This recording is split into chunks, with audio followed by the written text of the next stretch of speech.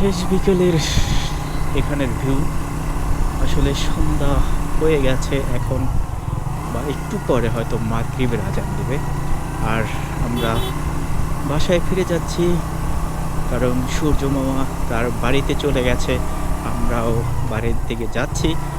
জানি না আমাদের কতক্ষণ লাগবে আমাদের বাড়িতে যেতে, আমাদের বাসায় যেতে, কারণ আমরা সঠিক রোড এখানে চিনি না, এই রাস্তা আমরা জানি না কোথায় আছি। আমরা জিজ্ঞেস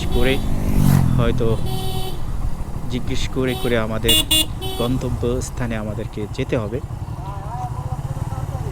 কি আমরা আই পড়ছি কাছাকাছি, গন্তব্যস্থানে খুঁজতে হবে আসলে। তাই আমরা যাচ্ছি।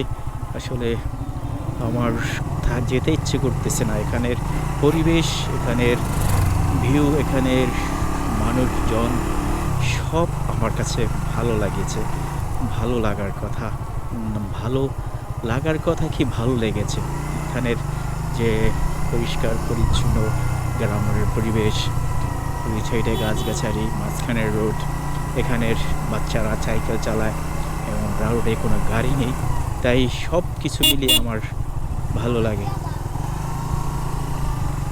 খুব সুন্দর এখানে যে পুষ্কুনির খামার, এখানে মাছ ধরতেছে কেউ, আবার পুষ্কুনির পাড়ে এই খামারের পাড়ে বসে আছে এবং এই খামারের ভিতরে প্রচুর পরিমাণে মাছ। আসলে মাছ দেখা না গেলেও মাছের যে আচরণ ব্যবহার বা পুষ্কুনিতে যখন মাছ থাকে তারা যে লাফালাফি করে সেইগুলো দেখা যাচ্ছে।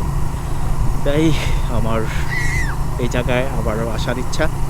জানি না আবার কবে আসতে পারবো, কবে আসবো সেটা বলতে পারি না, কারণ আমার এতটা সময় হয় না ঘোরার মতো।